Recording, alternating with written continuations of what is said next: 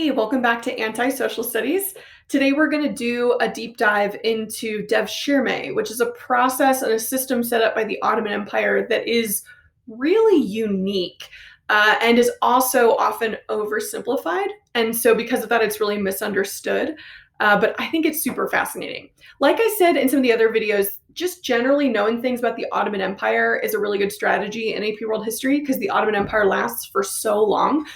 They effectively become a world power when they conquer Constantinople in 1453. So right at the beginning of this time period in Unit 3 and 4, and they're going to last all the way until World War I. So again, if you're really only going to pick kind of one Middle Eastern state or Islamic state to know about, I would pick the Ottomans because they last for so long that you could use them as examples in a lot of different time periods. Now, this process of Devshirme really only existed in the Ottoman Empire in kind of the first half, so from the 1400s to the 1600s.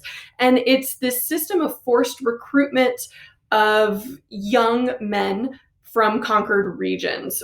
So the simplified version is that when the Ottoman Empire conquered the Balkans, which is that region in Eastern Europe, it was predominantly Christian. They forced the families to pay tribute to the Sultan by giving up one of their sons, who would be taken, they would be converted to Islam, and they would be trained to then serve the Sultan in some way.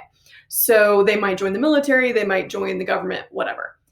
On its surface, and when you read that in a textbook, especially in the 21st century, everyone's kind of rational response is that's terrible, right? You're taking and enslaving young boys or young men, you're converting them away from their, original religion, you're taking them from their families. So in our 21st century worldview, this is a really terrible practice, and a lot of students use this as evidence of the Ottomans just being like super cruel and super mean. Now, to be clear, I'm not suggesting that going and like forcing families to give up their sons is in any way a good practice, but we need to situate this in the historical context and understand this is actually a really unique system that can actually be evidence of just the opposite, of the Ottomans being really open to ethnic Turkish people becoming very involved and very influential in their government. So again, I'm going to say this one more time. I'm not okay with the, taking and enslaving young men away from their families. But if we can kind of get past that part of it, I want us to really understand why this was a really smart thing that the Ottoman Empire was doing. First, what did it achieve? The Sultan was able to create then an army and a bureaucracy, meaning the government structure that was completely loyal to him, right? He's basically going outside of his sort of native, the Ottoman Turks and the people that have been a part of this Dar al-Islam for a long time and maybe have other loyalties.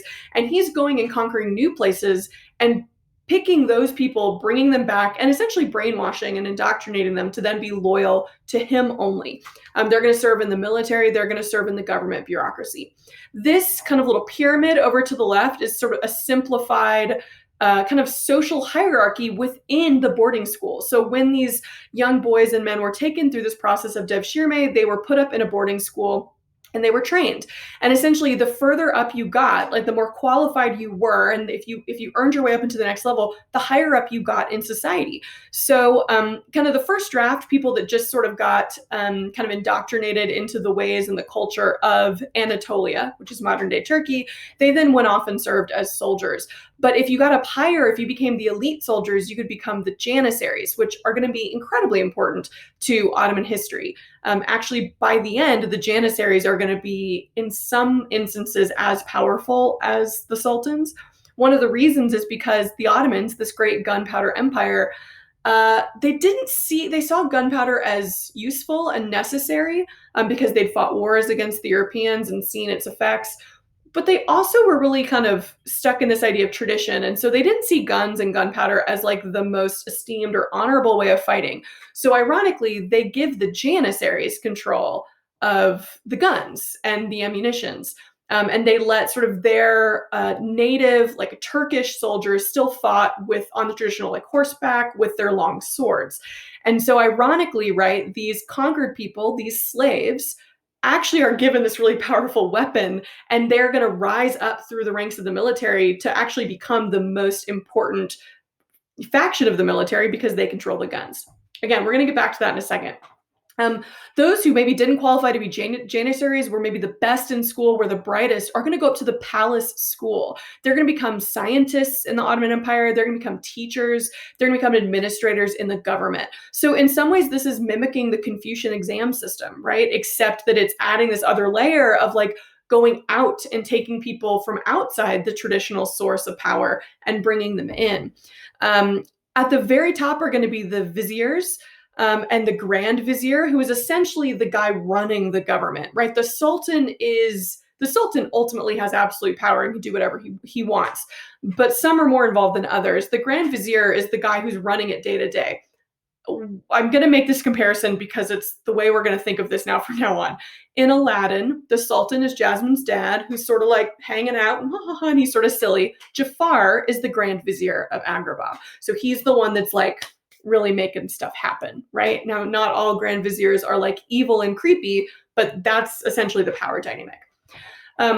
Now, I want to say that eventually this system was opened up in some ways to non-conquered people, because there were a lot of people within the empire going, wait, I want to get to go to that school. I want my son to get to go to that school. And so one of the reasons why the system officially phases out is because first, the Ottomans stopped conquering new places by around kind of the 1600s or so. But second, because a lot of like people native to the Ottoman Empire are like, wait, I want this too, because they're recognizing, and this is why I'm saying this is a unique system, it's actually like a really great opportunity. So what was its significance? Its significance is two things.